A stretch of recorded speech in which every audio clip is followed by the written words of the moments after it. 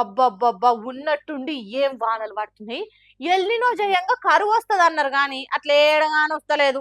June నెలలో రాకుంటా ఆగిన వానలు ఇప్పుడు డబుల్, త్రిబుల్ అయి దంచి కొడుతున్నాయి. మరిగ అట్లా వానలు పడ్డా గూడా ఏం గాకుండా మేము జూసుకుంటాం అని సర్కార్ హామీలిస్తున్నాయి గదా! కానీ సెంటర్ సర్కార్ మాత్రం ఆ మాటనిగో ఈ తీర్ల నిలబెట్టుకుంటుంది.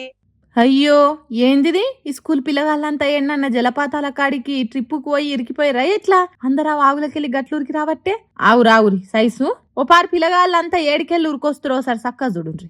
ఎస్, మీరు చూసింది కరెక్టే. అదే జలపాతం కాదు, చెరువు కాదు, పిల్లలంతా చదువుకునే సర్కార్ బడి. రాజస్థాన్ జాలావాళ్ళున్న ఓ సర్కార్ బడిలా ఇప్పుడు దంచి కొడుతున్న వానలకు ఇట్లా ఈ స్కూల్ మొత్తం మునిగిపోయేటట్టు నీళ్లు చేరినాయి. ఇక శేషనేం లేక చదవొద్దేమొద్దు, సాలిగా చదివిన కాడికి బతుకున్నప్పుడు వచ్చి బంగారు మెడల్ వేసుకొని పోవచ్చు కానీ నడురి అనుకుంటా పిల్లగాళ్ళు అయ్యే వాళ్ళంతా వచ్చిగో ఇట్లా వాగులో కొట్టుకోపోకుండా జాగ్రత్తగా ఇండ్లకి దొలకపోతుర్రు. మరి ఇంట్లో ఎవరి తప్పిదం ఉంది అంటే ఇక అది సెంటర్ సర్కారే చెప్పాలి. ఎందుకంటే ఆడ నడిచేది డబుల్ ఇంజిన్ సర్కారే కాబట్టి. ఓ దిక్కు డెవలప్మెంట్ లో అమెరికాను అవతల నూకేస్తాం, జపాన్ జనంతా కూడా దగ్గర రానియకుండా జాయని దూసుకపోతామని గప్పాలు కొట్టే మోడీ సర్కారు కనీసం గవర్నమెంట్ బళ్ళకు వాన నీళ్లు వరదలు రాకుండా బాజాప్తా బందోబస్తు చేయలేకపోతుంది. ఆడ డ్రైనేజీలు చక్కగా లేక ఇట్లా వానలు పడ్డప్పుడు జలపాతాల కంటే ఘోరంగా అవుతుంది కథ. ఇగో ఇదయ్యా కమలం పార్టీ మా కమ్మటి పాలన, ఇదయ్యా మన దేశ విద్యా వ్యవస్థ చక్కదనం అనుకుంటా పొట్టాడ్చుకోబట్టి చూసిన వాళ్ళంతా. ఇంకా కొందరైతే అమ్మా దేవుడా మా దగ్గర ఆ డబల్ ఇంజన్ సర్కార్ లేనిదే మంచిదైంది, లేకుంటే ఈ అదృష్టం మహారాష్ట్రాలలో కూడా ఉండేది కావచ్చు అనుకుంటా ఈ వరదకు పోటీగా కామెంట్ల వరదలు వారిస్తుర్రు. ఇంట్లో నుంచి బయటికి పోయేటప్పుడు తలుపేసి బేడం పెట్టి పెద్ద తాళమేసి గుంజి మరి చూస్తాం గట్టిగా ఉన్నదా లేదా అని, దొంగోడొస్తే పైలంగా ఉంటుందా అని. ఇంటికి తలుపు తాళం వేసుకొని రంది లేకుంటూ ఉంటాం ఓకే, కానీ రాష్ట్రానికి ఎట్లా? ప్రజల సొమ్మును పలారం తీరుగా వంచుకొని తినేటోళ్ళు ఉంటే ఎట్లా? అట్లా కూడా ఉంటదా అనే కదా మీ డౌట్ అని మనము. ఇగో అదే ముచ్చట చెప్తున్నాడు కేటీఆర్ సార్, ఇనుండ్రి. ఇది వాళ్ళ స్టేట్మెంట్. మార్చ్ 31, 2025 నాడు ఎంతమంది ఉన్నారు ఎంప్లాయీస్ అంటే ఒక్కడు కూడా లేడు, సున్నా. ఎక్కడుందా కంపెనీ అంటే ఊరు లేదు, పేరు లేదు, ఎక్కడో పటాన్ చెరువులో ఒక చిన్న ఇల్లు అడ్రస్ పెట్టుకున్నారు. అంటే పేడప్ క్యాపిటల్, కంపెనీ యొక్క పేడప్ క్యాపిటల్ అంటే ఒక కంపెనీ పెట్టినప్పుడు మూలధనం ఎంత? 1,00,000 రూపాయలు. కంపెనీ పేడప్ క్యాపిటల్ 1,00,000 రూపాయలు, ఎంప్లాయీ ఒక్కడు లేడు. చైర్మన్ ఎవడయ్యా అంటే అనుముల కొండలరెడ్డి. మరి దీనికి రేవంత్ రెడ్డి గారి ప్రభుత్వం ఏం కేటాయించిందో తెలుసా? ఒకటి కాదు, రెండు కాదు. రేవంత్ రెడ్డి గారి ప్రభుత్వం ఇవాళ విలువైన 200 కోట్ల రూపాయల విలువైన 5 ఎకరాల భూమిని ఈ 1,00,000 రూపాయల పెయిడప్ క్యాపిటల్ ఉన్న కంపెనీకి కేటాయించి అతి పెద్ద కుంభకోణానికి పాల్పడ్డది.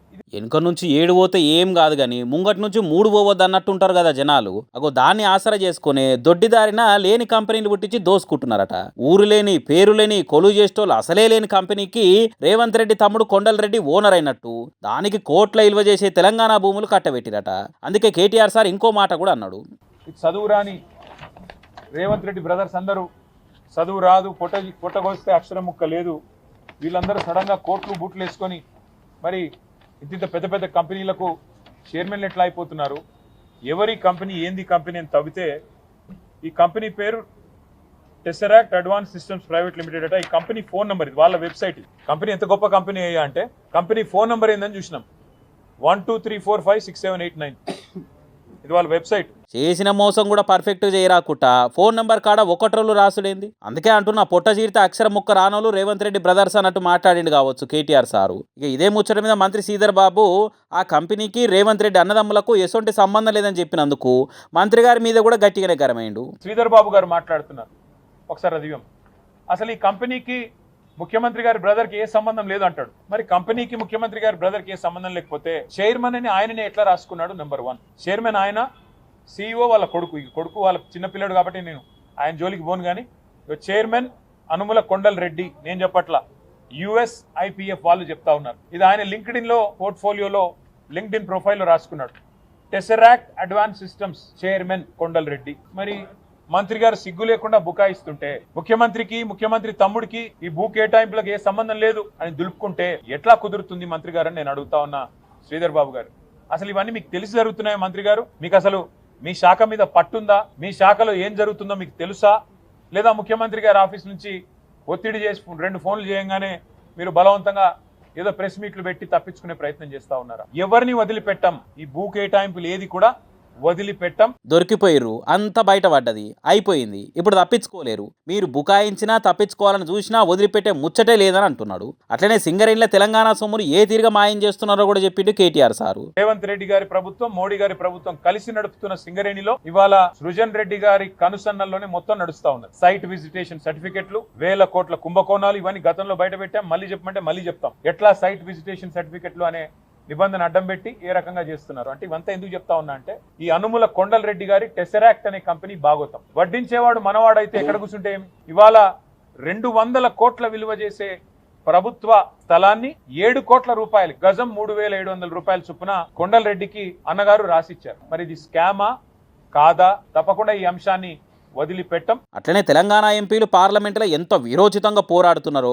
వాళ్ళ గొప్పతనం ఎంతటిదో కూడికలు తీసివేతలు చెప్పి మరీ చెప్పిండు. 8+8 0 మేము ఉత్తగానే అనలేదు. 8 మంది బీజేపీ ఎంపీలు, 8 మంది కాంగ్రెస్ ఎంపీలు. నిన్న పార్లమెంటులో కేంద్ర ప్రభుత్వం పక్క రాష్ట్రంలో ఉండే కెన్ బెత్వా ప్రాజెక్టుకు జాతీయ హోదా ఇచ్చింది. ఇవతల ఆంధ్రాలో పోలవరం ప్రాజెక్టుకు జాతీయ హోదా ఇచ్చింది. కర్ణాటకలో అప్పర్ భద్రా ప్రాజెక్టుకు జాతీయ హోదా ఇచ్చింది. కానీ తెలంగాణలో ఒక్క ప్రాజెక్టు కూడా ఇవ్వల వరకు, కాళేశ్వరం గానీ, ఇటు పాలమూరు రంగారెడ్డి ఎత్తిపోతల పథకం గానీ మేము 10 ఏళ్లు అడిగాం, జాతీయ హోదా ఇవ్వలేదు. నిన్న సిగ్గు లేకుండా కేంద్ర ప్రభుత్వం పార్లమెంట్ సమావేశాల్లోనే మేము జాతీయ హోదా పాలమూరు రంగారెడ్డి ఎత్తిపోతల పథకానికి ఇవ్వం అని చెబితే కూడా చావలేని చేతగాని కాంగ్రెస్ బీజేపీ ఎంపీలు ఒక్కరు కూడా లేచి మాట్లాడలేదు. దట్ ఈస్ బీజేపీ కాంగ్రెస్ ఎంపీలు అన్నట్టు చెప్పిండు మనం ఓట్లేసి గెలిపించిన ఎంపీల గొప్పతనాన్ని. అట్లనే తెలంగాణ నీల ముచ్చట మీద బీజేపీ ఎంపీలను అరుచుకున్నాడు.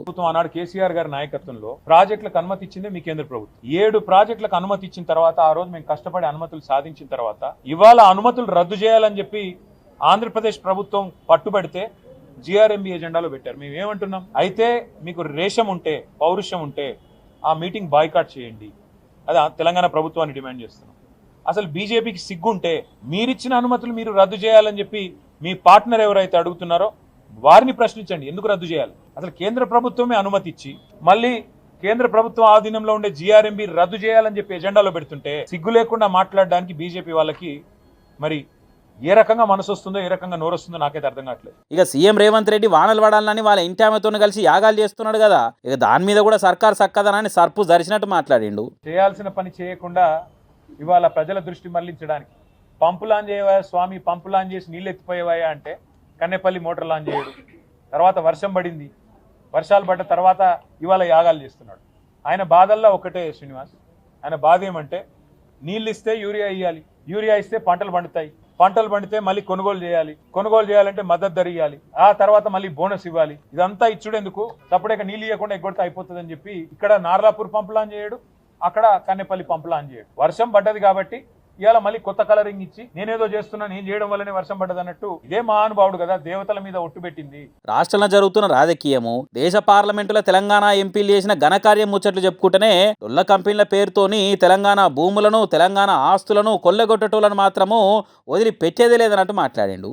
ఈ కుంభకోణంలో ఉన్న వాళ్ళను గల్లా బట్టి గల్లీలకెళ్ళి గుంజులు ఖాయమన్నట్టు మాట్లాడిండు. మరి చూడాలి పంచాయతీ రేవంత్ రెడ్డి సర్కారుకు ఎటువంటి మచ్చ తెస్తుందో ఏం కథనో.